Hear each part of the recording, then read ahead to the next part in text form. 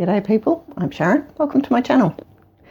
I realised after I'd uploaded the last video that whilst I had showed you a bit of this little sampler, I hadn't shown you the whole thing.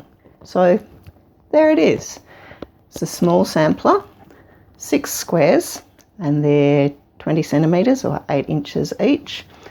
And this is the one where I've used the braid on it. In between I've got some of my sashing strips and corner pieces. So that corner piece is a little tiny square, and quite a few of them can be made on the same hooping. In addition to using Quilt As You Go for quilts, wall hangings, placemats, you can also use it as in that sampler piece. If it had been extended, it would have made a nice table runner. Or perhaps you might want to put something like that across the foot of a bed as an accent piece. There's lots of ways you can do things that are basically flat and quilty. Now let's have a look at what happens when you decide to make them three-dimensional.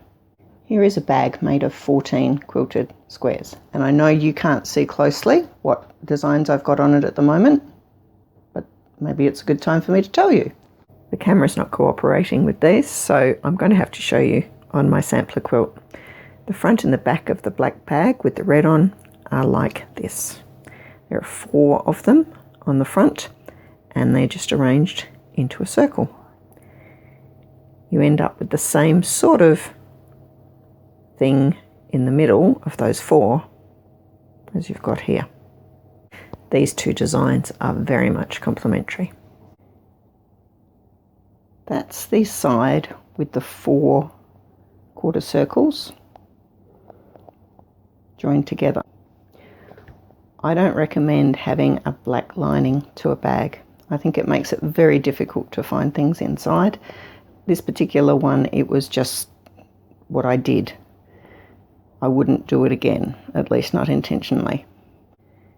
It's pretty quick to make in terms of the squares. There's a little bit of effort required in order to do the taping. Here is another bag that I made out of the 14 centimetre squares. I stitched it on denim. It was just regular denim that I purchased from a fabric store, but interestingly, after this time, it's starting to get the wear patterns that you see on jeans that have perhaps been stonewashed. It's getting that faded look. Each of the squares on this are ones that I chose because I thought they looked sort of like sashiko. They're geometric, interesting designs. Got a couple the same on the bottom, but I think all the rest of them are different squares. It's a very, very functional bag. It's just getting old now. As it happens, these 2 bags are now getting to be quite elderly. And this is one particular way that I make bags. So about time I made a new one. I've got a bunch of squares like this that are ready to go. So I'm going to attempt to show how I sew them together.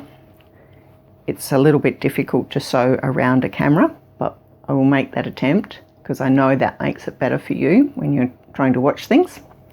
And we will follow a process and try and get a bag made.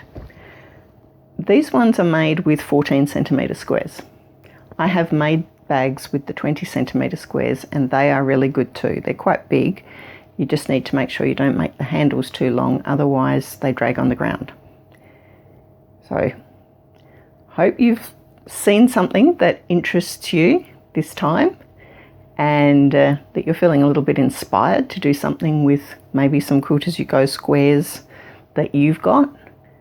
And I'll see you next time.